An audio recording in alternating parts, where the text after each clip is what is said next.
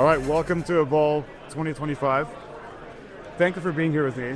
I'm so excited because I'm able to share the mission that our team's been responsible for at Trace3 and to our client ecosystem over the last 18 months or so.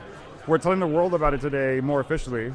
And with digital consulting, our mission is really across two lenses. So one, in terms of capability, we've brought forward our AI solutions team, our management consulting, and our cloud practices in a single organization. But our mission extends far beyond that. Our mission is to harness our strengths across Trace3's pillars in data, and security, and AI, and cloud, and to bring that together in a way that harnesses and achieves your initiatives. So first, I wanted to thank you for your partnership. You've been exemplary. And second, I'd love to tell the world a little bit about you. So maybe starting with you, Wes, introduce yourself. Thanks for having us, Chris. My name is Weston Junker. I'm an IT director on the infrastructure side within Nelnet, and I've been with the company for 10 years. And one of the teams that I oversee is our Microsoft team. And as we started to formulate our AI strategy at Nelnet in April of this year, we landed on Copilot as our general user AI chat solution. And obviously that falls into the Microsoft world, so that's how I came to end up in this engagement with the Trace team. Well, thank you. And you, Jess? Yes, my name's Jessica Schumacher. I've been with Nelnet for about 11 and a half years. I am our Associate Experience Director, so I really focus on everything that has to do with making associates love where they work. And AI enablement was new to my team. This was definitely a learning experience for myself and my team this year, but we were very lucky to get kind of thrown into the mix with Weston team and then able to partner with Trace3 and help associates get more comfortable with Copilot and figure out how they can maximize it in their everyday use. So it's such an important aspect of advancing technology at Nelnet is AI adoption. Maybe touch on, if you can help me understand, like what inspired you to kind of jump in and take such a prominent role in that program? Yeah, it was maybe a little less inspiration, more being told, hey, this is rolling within your world. Yep. But honestly, it was one of the coolest learning opportunities that we could have asked for. So my team is rather new this year with associate experience from an org-wide perspective. We've taken on a growth and development framework for part of my team, but then also it really felt like AI enablement meshed well with what we're doing. We are very focused on communication. We are very focused on equipping associates with the right tools to move forward. So when my boss came to me and said, hey, we're going to roll out Copilot, we're going to do it super fast, and your team is going to be paired with our maths team to help do that. I was a little overwhelmed, but it ended up being a perfect fit. Our teams are very complementary to each other from the technical aspects that Wes's team provides, and then that really trying to meet associates where they are aspects that my team works so hard to achieve. So between our teams and then getting to partner with Trace, it went smoothly, more than smoothly. And I don't know what I would have done this year with all that free time if I hadn't been pulled into this project. Well, high five. Yeah. You were, again, a great partner. What the foundation of your AI program, did it come from any prior experience? Maybe, Wes, if we can go to you. We've been doing AI, if that's how you phrase that, I suppose, for a couple years at Nelnet. One of the teams that I also oversee is our contact center team that provides the telephony technology. So we've been doing things in that space that are traditional, like AI, where most people start, things like chatbots. Most of them are RAG-type chatbots. And a lot of it was AWS, Lex, and Bedrock services that we had created. Other than that, it's some other integrations that we've had other teams create, also in the contact center space. Things that are tools that integrate into our SaaS-based telephony platform that are doing auto summary of calls and auto QA of calls and things like that. Wonderful. If I can get a little introspective on sharing details with how my team partnered with you, would you be able to share a little bit about like what you were looking for in a partner and how you landed on allowing us to earn your trust and be a player in this for you? Yes, when we started this effort, we were told that we needed to go fast, and we knew that we couldn't do it by ourselves. So we knew we'd have to find a partner that could help with the enablement and training aspects. And we met with Trace to walk through what we thought a proper scope would look like, and that scope was really focused on obviously doing some workshops with, I think we did over 3,000 associates, doing white glove training with our executive team, doing training for our Tier 1 help desk team, and then providing artifacts that we could use in our own resource libraries afterwards. And so that was the original scope, and we saw a lot of great content and proposed curriculum from you all, but also others. We didn't only look at Trace, but what really came down to Trace being selected was the maturity of that curriculum and also the trust that we've had with the account team, Jeremy specifically, over the past 3 years. Yeah, and I'd like to share with the world that we also learned from you. So our team drew from the experience with you, new ways to deliver kind of the dojo style experience, the different tiers of delivery across different experiences and like layers of expertise that were coming into the program. So we also learned from you, and we thank you for that. Were you able to point out, Jess, maybe a few areas where you feel like the program really landed and made a difference? Yeah, I think the biggest benefit of the partnership that we had was all of the adaptability that Trace3 provided. Like I said, I was very new to all of this, didn't know what to expect, hadn't really done something like this before. Weston definitely had more experience than me partnering with a group like this, but I cannot imagine it having gone any better than it did. The team that we worked with was, like I said, very adaptable. They really listened to our needs. So I never felt like we were put into a box or told, this is how things are rolled out. You have to do things in this order. They really worked with us on understanding what our goals were, the complexities of our business and our organization, the different levels of folks that would need to use the tool in different ways. So we felt really empowered to be able to deliver crisp, concise trainings to our associates at those like just-in-time moments, and they were there with us every step of the way. So the adaptability and also just the teamwork and collaboration. I'll speak for Wes and I both on this. We could have sometimes up to 6 or 7 meetings a week, but I looked forward to these meetings every time. We knew that we were meeting with our friends, and I said earlier to Jeremy, like, I don't want it to sound cheesy when I say that, but I truly mean it.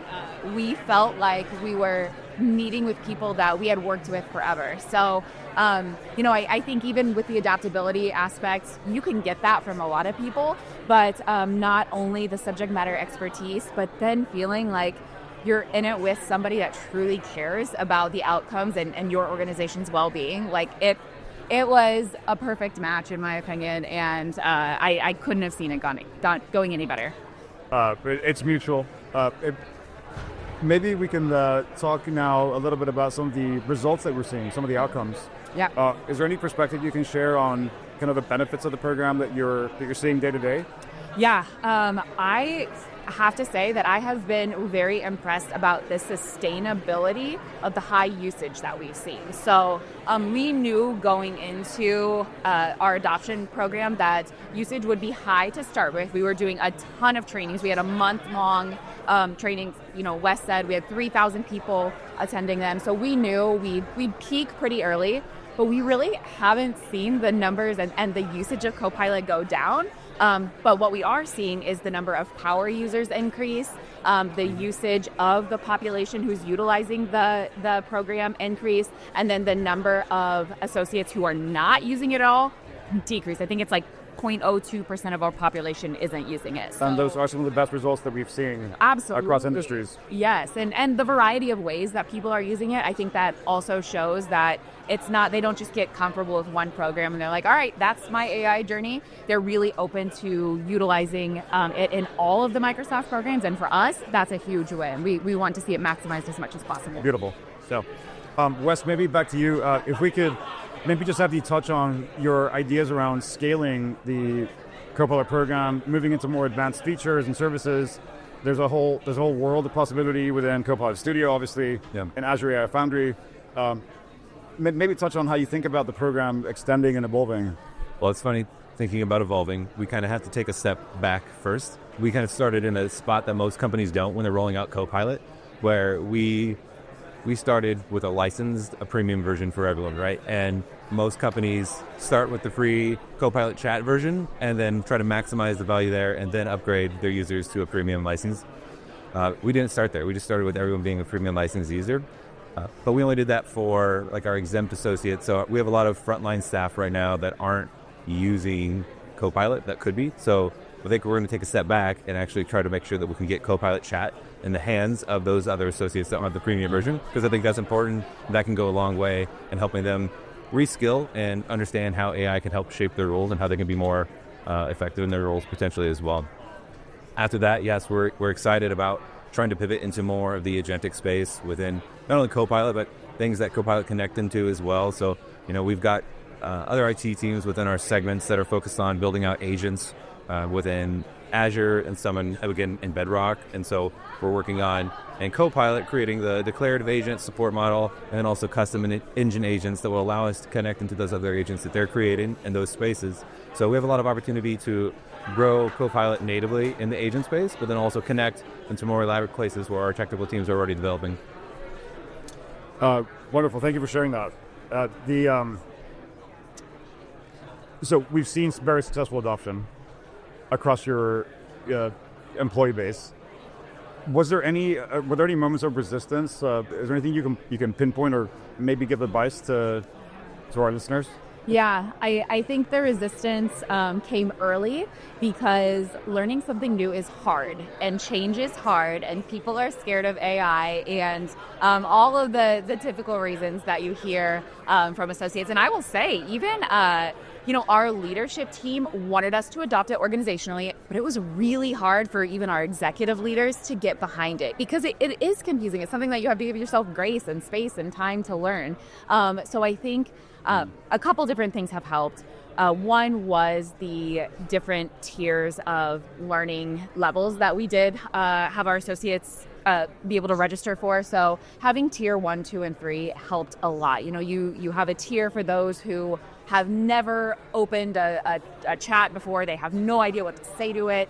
You had a tier for those who knew enough to be dangerous, but they were like, I'm not ready to build an agent yet. And then our third tier were for those who were very well versed and ready to dive into agentic AI and work with that a little bit more. So that was really helpful to be able to fine tune the curriculum. And I will say, even with our partners in Trace, we didn't go into the training program saying, all right, these 4 weeks are going to be the exact same no matter what.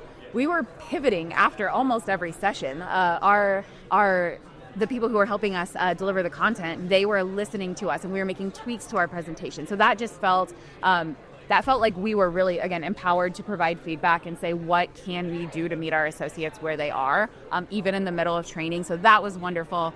And then I would say the other thing is really building in intentional time for people to be able to use the tool. So it's not easy to set aside designated time every day or every week. But for those who are becoming power users or those who are seeing significant increases in their overall understanding and learning and the results they're producing, it's because they are giving themselves time to learn it. It's like working with another human. You really have to talk to it and massage how it thinks and how it works. So I would say those are kind of the areas where we are seeing people have the most success, when we can give them the learning they need at their level at the time they need it, and then those who are just willing to experiment and fail and learn and grow with it. Yeah, that's so insightful. Thank you for sharing. Wes, if you could do this again, or perhaps advise another organization to launch a program similar to this, what advice would you provide? I think one of the biggest things that we were challenged with, again, was moving fast. And looking back on this engagement, we were lucky and fortunate that we had already done a lot of the security and data tagging that would have been a prerequisite for this to be successful. And so I guess that would be my advice for anyone to start there, because that's what you will need to be successful. And that will be pivotal if you want to move fast like we had to. Outside of that, I think specifically with Copilot and enablement and training, one of the items that we learned is everyone's kind of in their own place as it relates to their own learning journey with using AI. So as Jess talked about the different tiers that we had, I think, if we were a smaller organization or we had more time, another way we could have framed it was by going about this for a role-based training approach, doing training for accountants, doing training for technical personas. Exactly, right. And so I think that could have been even more effective potentially, but we just didn't have the time to do that. So you got to prioritize what's important to your team. Well, thank you. As I reflect on this, this type of work, this type of output is exactly why we're here. So, earning your trust, doing this together was such a pleasure and a joy for myself and for my wonderful team. So again, I choose to thank you not just for the program, but also for coming here and sharing your story with the world. I appreciate you. We appreciate you, and thank you for coming to Evolve. Absolutely. Our pleasure. Thanks for having us. Yeah.